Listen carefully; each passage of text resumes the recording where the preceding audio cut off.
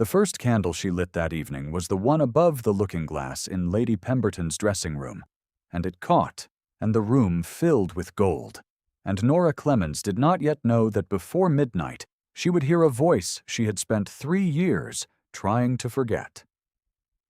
She worked quickly.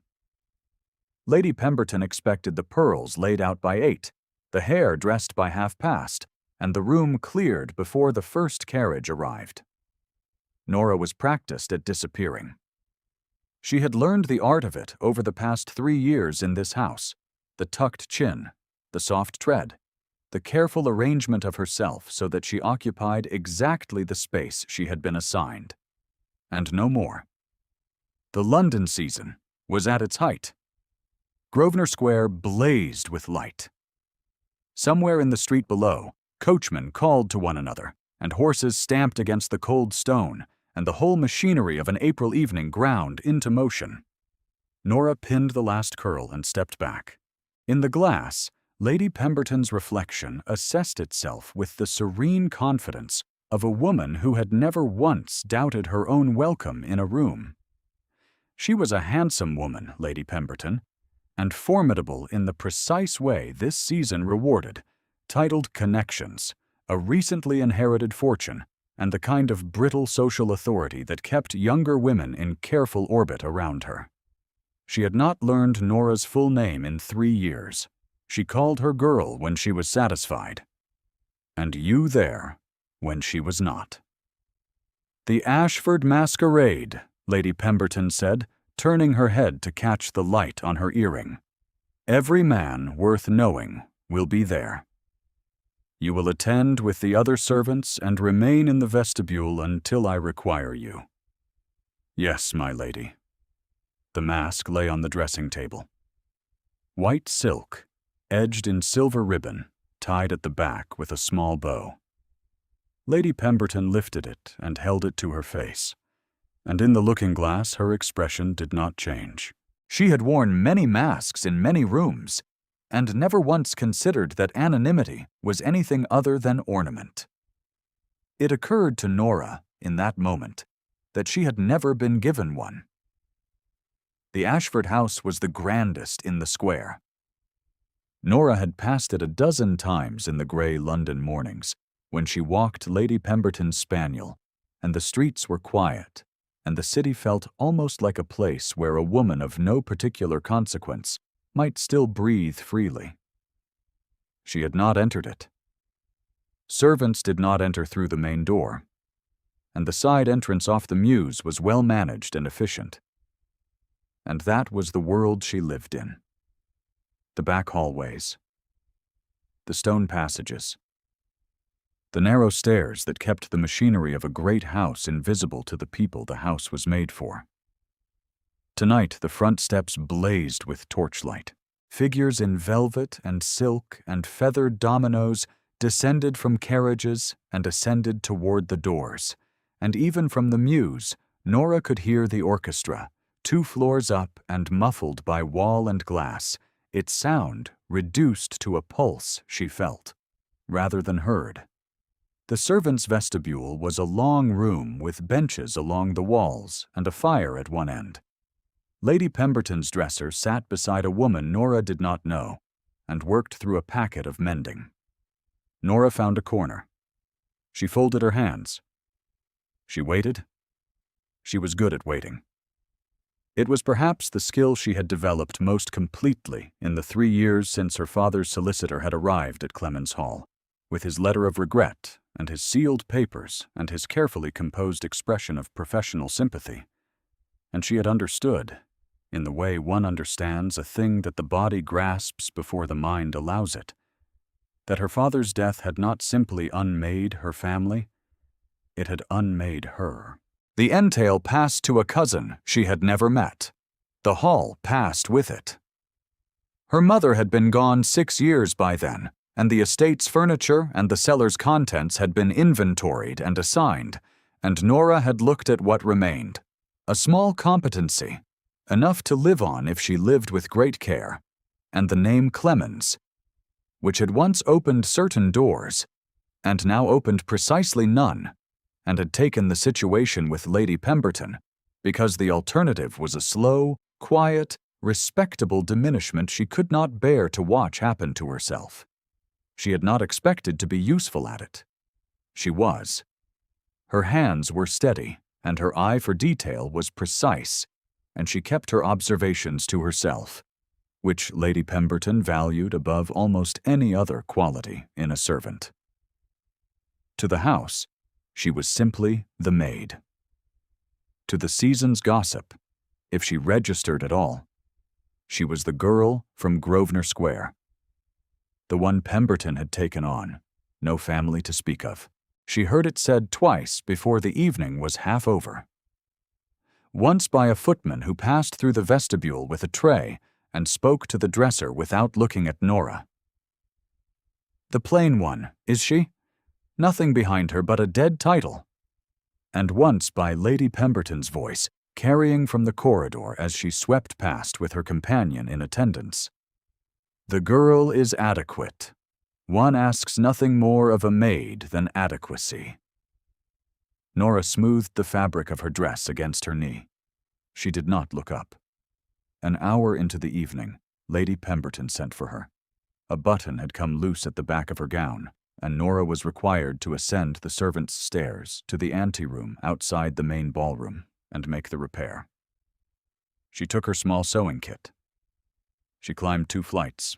The muffled pulse of the orchestra grew louder on each landing and became at the top a full sound, strings and horn, and the particular rhythm of a quadrille, and beneath it the soft roar of 100 voices held to a polite register by the discipline of the room. The anteroom was small. A settee, a pier glass, 2 chairs. A door to the main ballroom, shut but not latched, threw a sliver of light and a warm breath of candles and perfume into the room. Lady Pemberton stood at the pier glass and did not look at Nora, while Nora worked the button back into place. "Hurry up," Lady Pemberton said. "Yes, my lady." "Lord Ashford has not danced yet this evening. I intend to be available when he does." Nora did not reply. She tied off the thread. "You may wait in the anteroom in case I require you again. Do not go in." "Of course." Lady Pemberton adjusted her mask, straightened her spine, and passed through the door into the ballroom. Light and sound swelled and were cut off, and were. Nora sat in one of the chairs. She folded her hands. She looked at the sliver of light beneath the ballroom door. She was looking at it when the door opened, and a man stepped through. He was tall and broad in the shoulder, and wearing the evening clothes of a gentleman of the first rank, a dark coat, a white cravat, dark breeches and polished boots, and over his face a plain black half-mask that covered the brow and the eyes and left the jaw and the mouth visible. He did not look at her immediately. He crossed to the small window and stood with his back to the room, one hand at the sill, and breathed as a man breathes when he has removed himself from a crowd because the crowd has pressed too close, and he requires a moment in which to become himself again.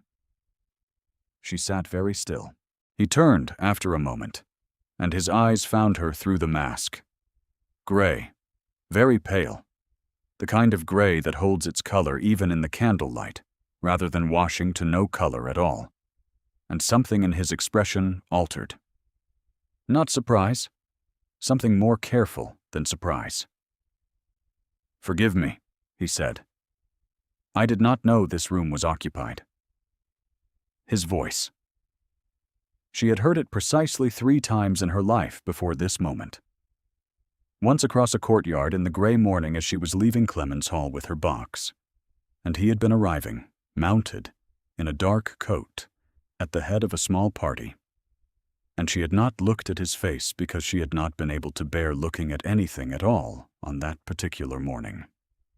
Once in the solicitor's office in Fleet Street, 3 weeks after, where she had gone to sign certain papers, and he had been leaving as she entered, and he had held the door and said, "Excuse me, miss," in exactly that voice, even, unhurried, low in register.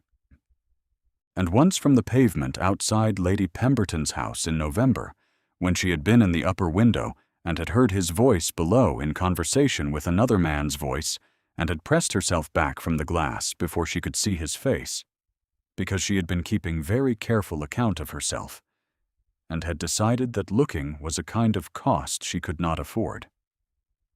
She knew that voice the way she knew the sound of rain against the windows at Clements Hall, the way she knew the particular creak of the third stair. It was a knowledge that lived in the body rather than in the mind, worn smooth by repetition and time. The Earl of Ashford, the man who owned her father's estate. She rose from the chair. He was watching her now with the attentiveness of a man who had noticed something he had not expected to notice and was deciding what to do about it. She thought, with the careful part of her mind that still functioned, that the mask was of no use. His jaw, the set of his mouth, the angle at which he held his shoulders when he was at rest. She had made a study of these things without intending to, the way one accumulates knowledge of a fire, not by approaching it, but by being unable to stop knowing where it is in the room. "My lord," she said, because she had to say something, and because the title at least was neutral. He stilled. It was the smallest possible movement, a quality of attention sharpening to a point. He was not a man who betrayed himself easily, and the stillness he performed in public was genuinely effortless. She had always understood that about him. But this was different. This was the stillness of a man who had heard something unexpected in a voice. "I am afraid," he said slowly, "that I do not." "Miss Clemens," she said, "I am Lady Pemberton's maid. I apologize for intruding on your house." A pause. Very long. The orchestra moved through its figures on the other side of the door. "Miss Clemens," he said, "not a question." "Your lordship need not." "My steward wrote to you," he said, "last autumn." "You did not reply." She had not replied. The letter had been courteous and precise, an offer, set out in careful terms, of an annuity drawn from the Ashford estates, in recognition of the Clemens family's long tenancy of the hall, and in acknowledgment that the transition of the entail had proceeded with more speed than was entirely comfortable. She had read it 4 times, and burned it on the 5th day, and thought of it every night for 2 weeks, and then instructed herself, firmly, to stop. "I did not require the annuity," she said. "You are a lady's maid." "I am." She smoothed the front of her dress. "The situation suits me." He looked at her for a long moment. She could not read his eyes through the mask, or perhaps she could read them rather too well, and preferred to pretend she could not. If you have ever waited for a word that might unmake you or remake you all at once, you understand what she felt in that room. "My steward," he said at last, "is a thorough man. He did not tell me you had gone into service. He would have had no reason to know, or to tell you if he had." "No." Something moved at the corner of his jaw, a tightening she knew and could not name. "I would have had reason to wish to know." She did not answer. There was no safe answer to that sentence. And she had learned, over 3 years, that the appropriate response to a thing that could cost her something was to not respond at all. "Miss Clemens," he said. "Nora." Her name in his voice. She had wondered once or twice, in the very private territory of a mind that she kept very strictly ordered, what that would sound like. It sounded like she had always feared it would, like something she would not be able to unhear. "You should return to the ballroom, my lord," she said. "Your guests will notice your absence." "They will notice many things tonight," he said, with a quality she had never heard in his voice before, something dry, not quite amusement, not quite not. I have been told I am expected to dance with Miss Haverford. She knew the name. Lady Pemberton had said it in the carriage on the way here. Said it to her companion with a particular, satisfied precision that meant the information was both certain and socially significant. Miss Haverford. 22. A considerable fortune, the Dowager Countess of Ashford's particular preference, and a woman whose name had been arranged beside the Earl's since the previous autumn. A very appropriate match, Nora said. I am told so. Yes. He turned from the window and took 2 steps toward the door, and then stopped. And she understood, with the part of her that was still trying to be sensible, that he had stopped on purpose. My mother, he said without looking at her, holds strong views on the subject of appropriate matches. Most mothers of title do. She holds stronger views than most. He was quiet for a moment. My wife died 4 years ago. A fever. She was 27, and we'd been married 3 years, and she was a very... He stopped. Whatever he had been about to say reorganized itself behind his jaw, and did not come forward. My mother believes I have mourned long enough, and that the estate requires an heir, and that Miss Haverford is in every respect the correct resolution to these facts. Nora did not move. She was listening to the pauses between his words, which were where the actual information lived. I imagine, she said carefully, that a correct resolution is not always a comfortable one. He turned and looked at her, and this time she did not look away. The mask covered his brow and his eyes and the bridge of his nose. Below it, his face was entirely open. She had not anticipated that a man who held his expression so carefully in the ballroom would, in a small anteroom with a woman who had no social weight at all, simply be unguarded. His jaw was drawn. His mouth held a tension that was not displeasure. It was the face of a man who was in the habit of doing what was required and had recently begun to find that habit heavier than it used to be. No, he said. It is not. She thought then of his wife. A fever. 3 years of marriage. She did not know the woman's name. She had not known he was married when she met him. The 3 times she had not quite met him. She thought of the steward's letter, courteous and precise, drawn from the Ashford estates, in recognition, and understood, perhaps, that the letter had been written from something other than administrative tidiness. She should not know this about him. She should not be standing in this room knowing this about him. My lord, she said. You should go in. He held her gaze for a moment longer. Then he adjusted the mask, very slightly, straightened his coat, and moved to the door. His hand was at the latch. Miss Clemens, he said. If you will not accept the annuity, I wish you would. I wish that you would allow me to speak with you again before the evening ends. Not here. There is a library on the ground floor. It will be empty after the supper table is laid.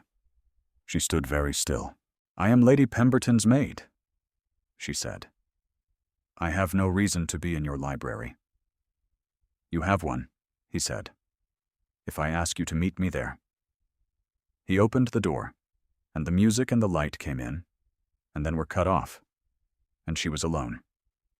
She sat for a long time in the quiet anteroom, listening to the orchestra through the door, and feeling, with some precision, the dimensions of the difficulty she was standing inside.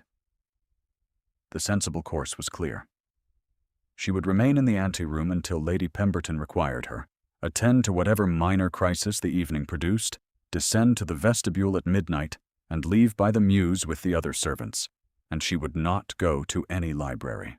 She had spent 3 years building a competent and orderly life out of materials that were considerably less than what she had been given and considerably more than what she could have hoped for.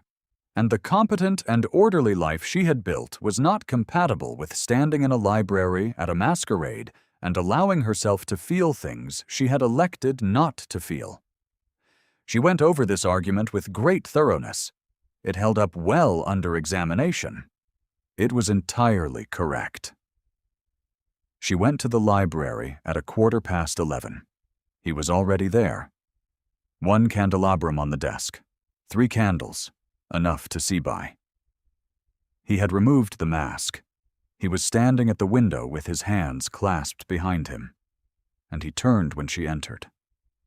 And she saw for the first time his whole face, not glimpsed across a courtyard, not caught at a door, not seen from an upper window, and found that it was exactly as she had been afraid it would be.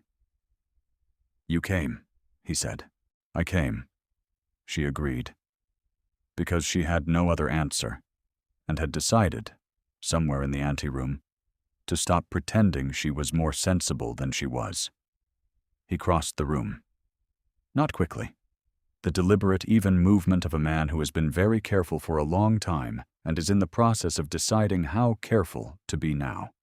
He stopped at a distance that was correct by any measure of propriety, and then took one more step so that it was not quite correct, and she felt the warmth of him, and her body's response was immediate and entirely beyond her management.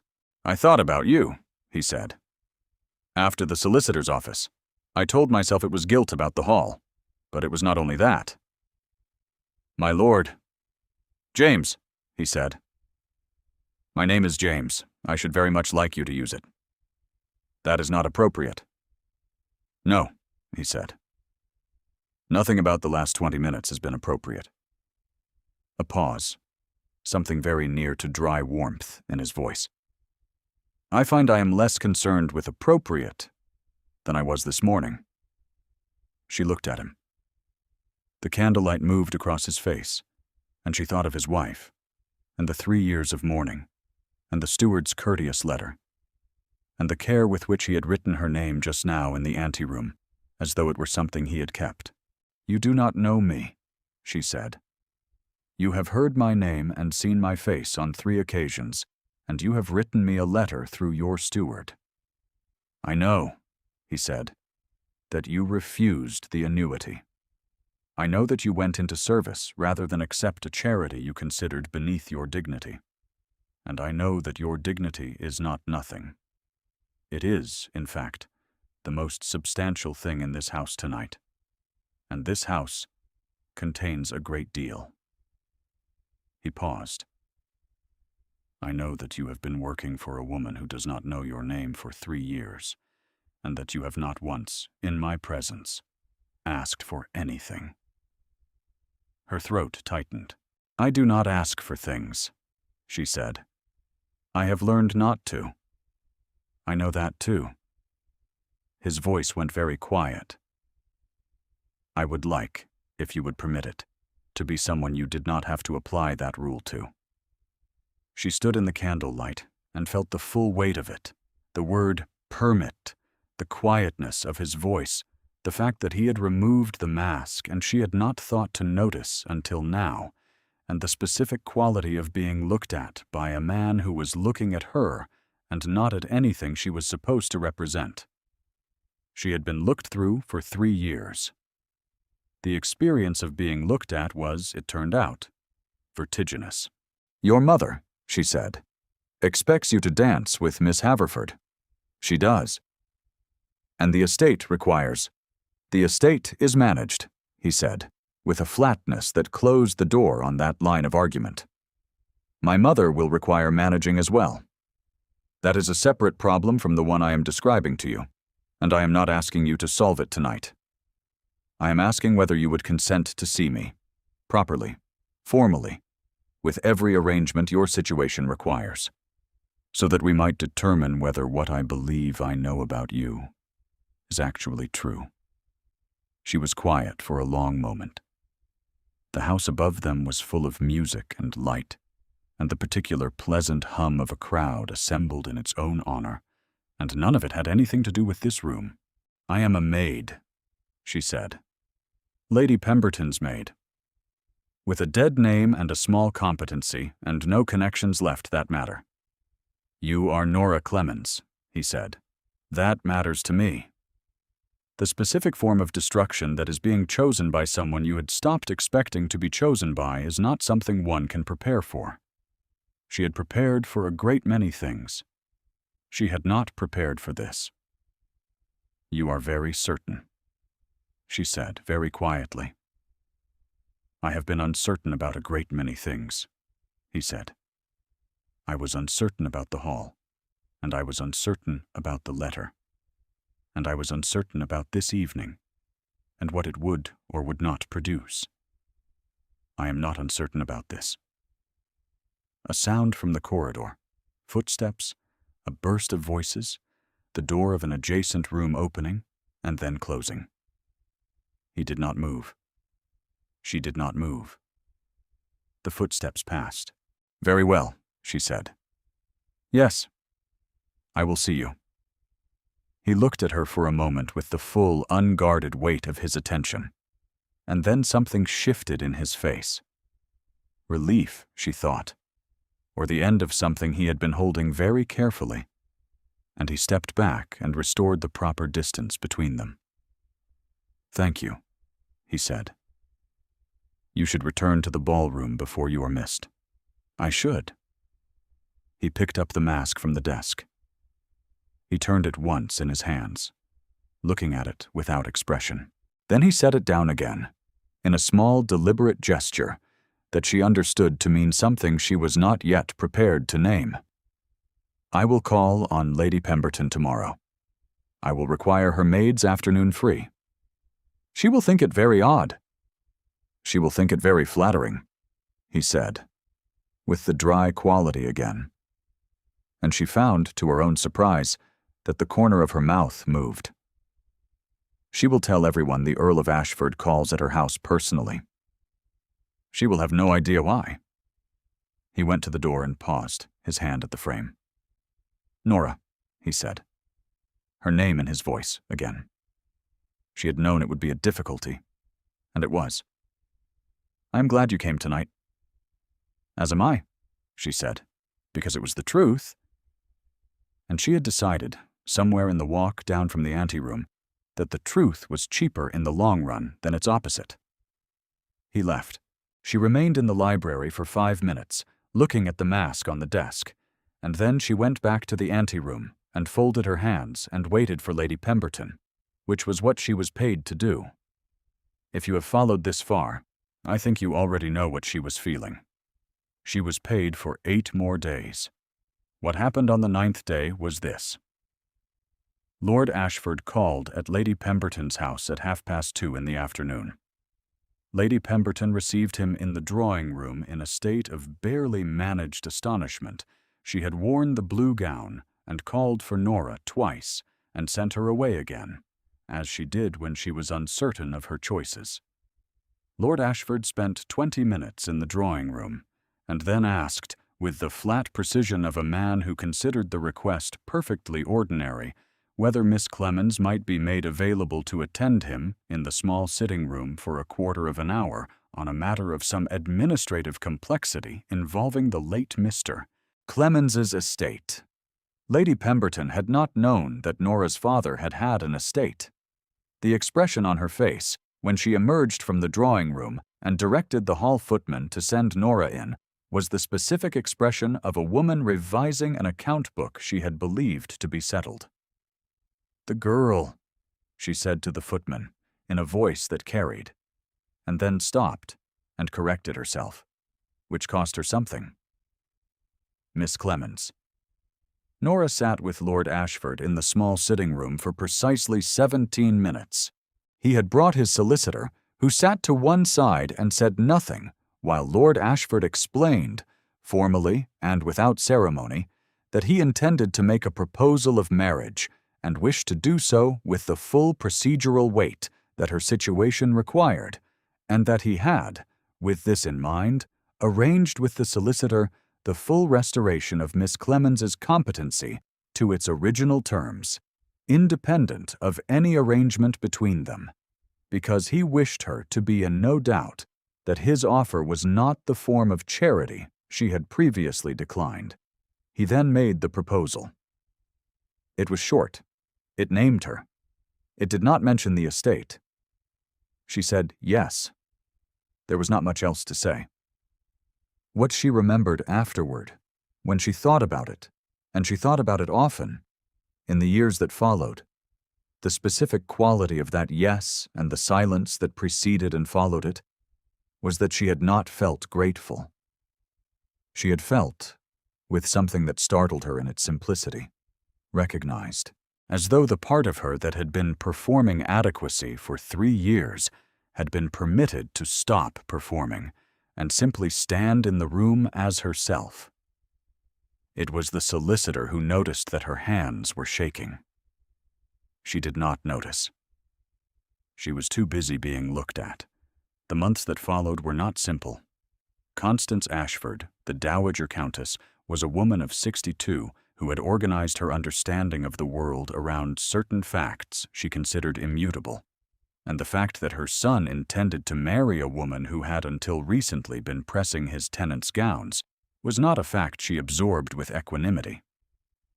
She made her feelings known, as women of her position made things known, through the precise management of social temperature.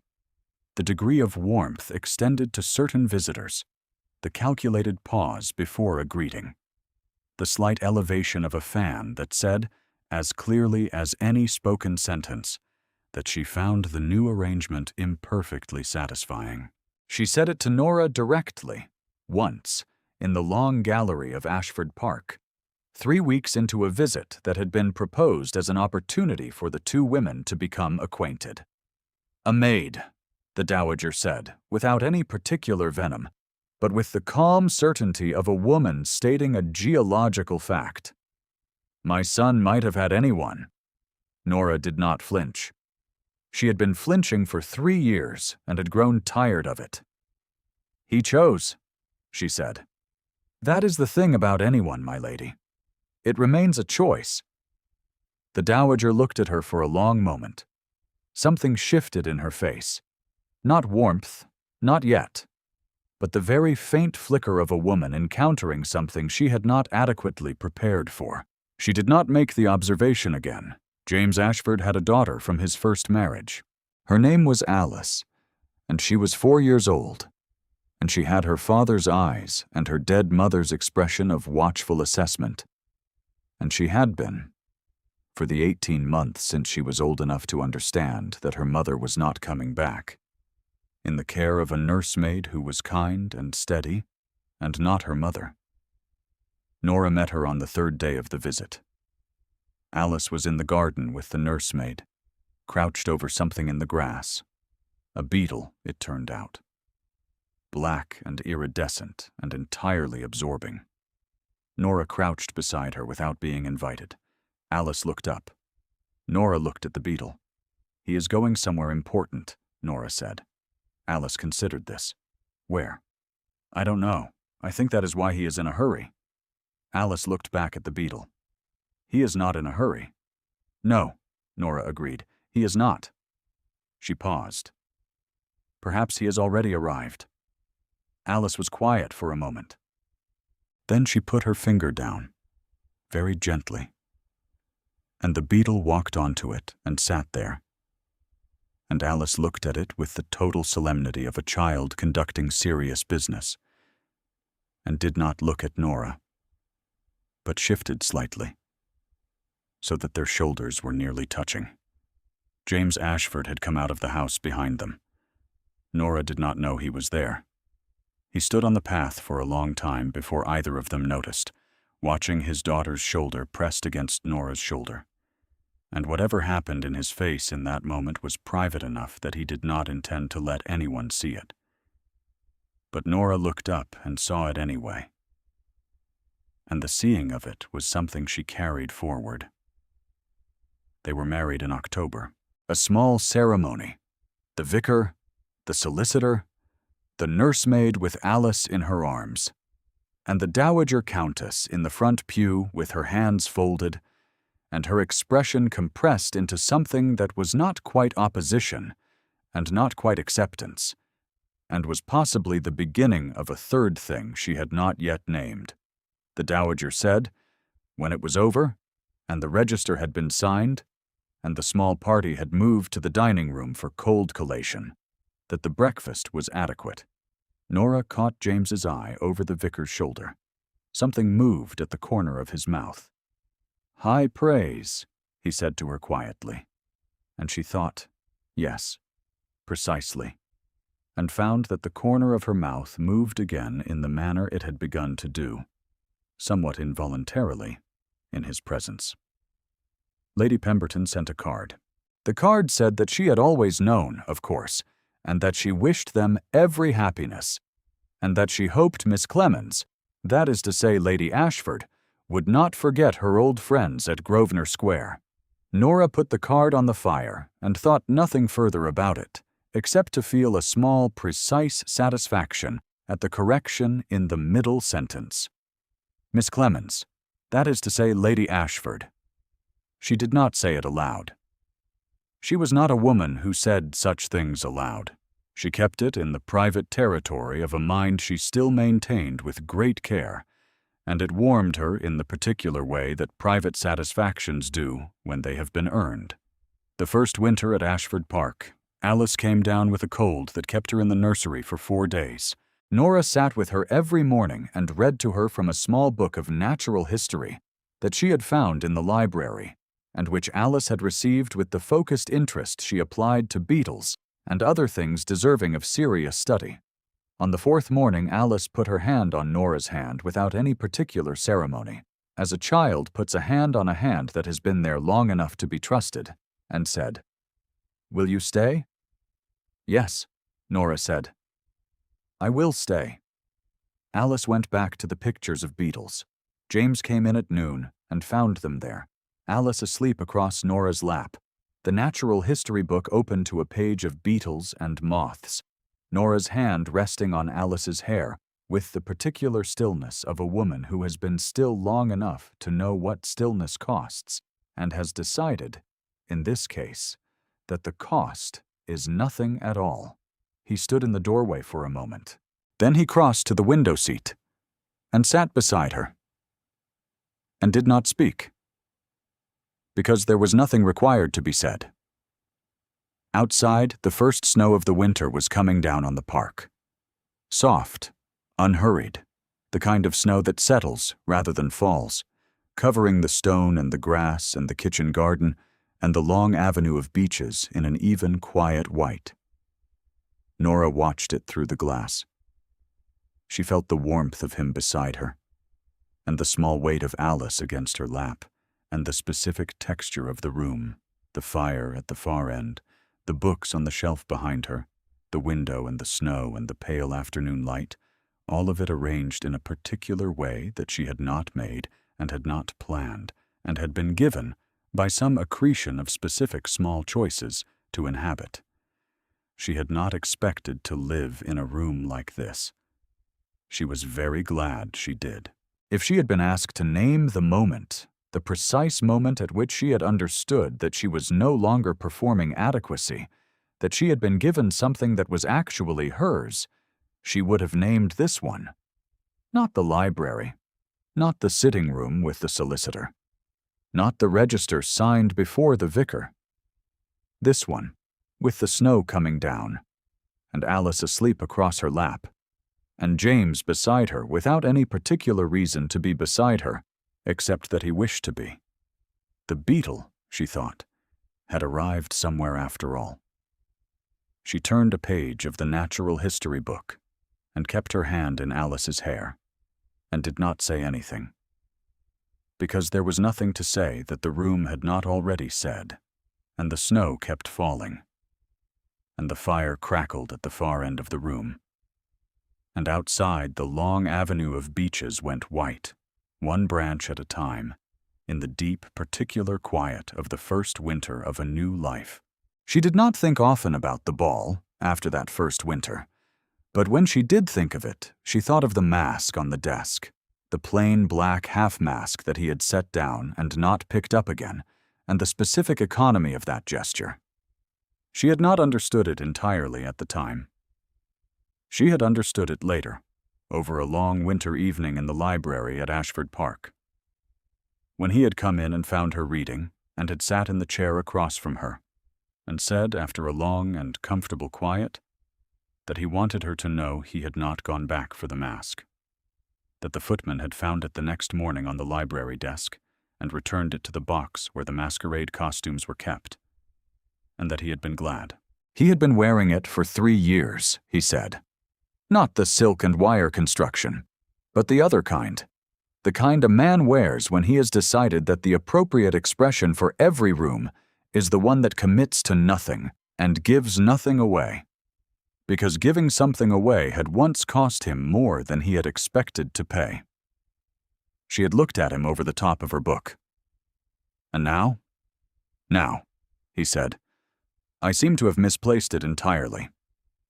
Something warm and dry at the corner of his voice. I find I am not particularly concerned about the loss. She put the book down. He was looking at her with the full open attention she had not yet grown accustomed to, and suspected she would not, because some things, she thought, were not designed to become ordinary.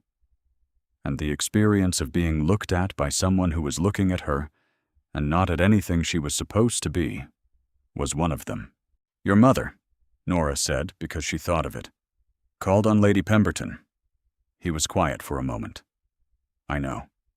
Lady Pemberton was delighted. She would be. A pause. My mother is adaptable when she decides to be. Nora considered this. The fire shifted and settled. She corrected herself, Nora said. In the gallery, she did not repeat what she said. I thought that was worth something. It is worth a great deal, he said, coming from her. He was quiet. She was fond of my first wife, and the fondness became, after the fever, became the kind of grief that expresses itself as instruction. She tells herself that managing whom I marry is a way of managing what happened.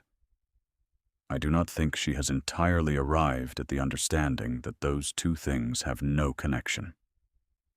She may arrive at it, Nora said. She may. He stretched his legs toward the fire. She asked Alice, last week, whether she was happy. Nora looked up. Alice said yes. He said it with the flatness of a man reporting a fact so weighted he has decided the only way to carry it is without ceremony.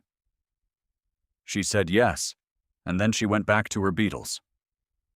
Nora felt something press against the inside of her chest. Not pain. The opposite of pain, but with the same quality of taking up space. She is happy, she said. I know, he said. The fire crackled. Outside the library windows, the park lay in its January dark, and a wind was moving through the beeches at the end of the avenue, and she could hear it. The soft, specific sound of winter trees in wind, which was a sound she had grown up with and had thought, for a time, was lost to her. She had not asked James for this house. She had not asked him for the library or the park or the beaches or the way Alice put a hand on her hand. She had not asked for any of it, because she had spent 3 years learning not to ask, and the particular difficulty of receiving something one had stopped believing one could have was that the receiving of it required a kind of courage that was different from the courage of doing without. She had managed the courage of doing without very well. The other kind, she was still learning. James, she said. He looked at her. I am glad you did not go back for the mask. He held her gaze for a moment, and then the expression she most rarely saw on his face, the one that sat beneath all the others, the one that was simply him without the layer of management and careful composure that rank and grief and 3 years of a kind of internal solitude had placed over it. That expression moved across his face quietly, like light crossing water, and was gone before she could fully catalogue it. But she had seen it, and the seeing of it was hers. "As am I," he said. Outside, the wind moved through the beeches again, and the fire settled. And Alice, 2 floors above them, slept soundly in the nursery, with her natural history book open on the coverlet to the page of beetles, and the house was quiet in the manner of houses that have found their proper inhabitants, and the night came down around it in the full and particular dark of winter, and held it there,